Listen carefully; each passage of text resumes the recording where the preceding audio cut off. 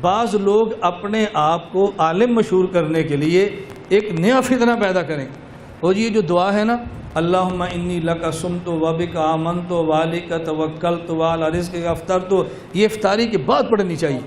یہ کلپ چلا نا جی، اچھا دلیل کیا ہے؟ کہا جی دلیل یہ ہے، اس میں وعلی رزقک افطرت، میں نے افطاری کر لی ہے، یہ تو تب ہوگا جب افطاری کے بعد کہیں گے۔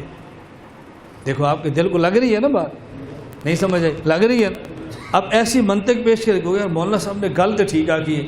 میں نے کہا اچھا اگر یوں اعتراض ہوتا ہے تو حدیث میں کیا دعا کا اللہم انی لکا، بولو سم تو آگے پہلے آپ روزہ رکھے یہ پہلے ایمان لائے ہیں،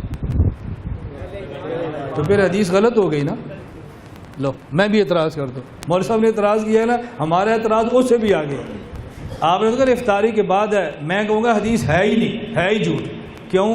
پہلے ایمان ہے یا پہلے روزہ ہے؟ اور حدیث میں پہلے کیا ہے؟ لو حدیث ہی نہیں، دیو جواب۔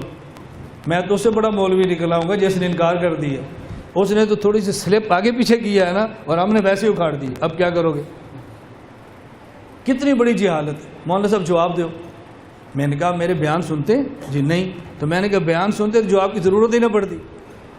مسئلہ کیا ہے؟ اچھی طرح بات سمجھو، یہ عربی زبان کا قاعدہ ہے، عربی زبان کا ضابطہ ہے کہ جس کام کا ہونا یقینی ہو نا اور بعد میں ہونا ہو، اس کو ماضی کے صیغے سے تعبیر کر دیتے ہیں، اور یہ عربی میں بھی ہوتا ہے، ہمارے ہاں بھی ہوتا ہے۔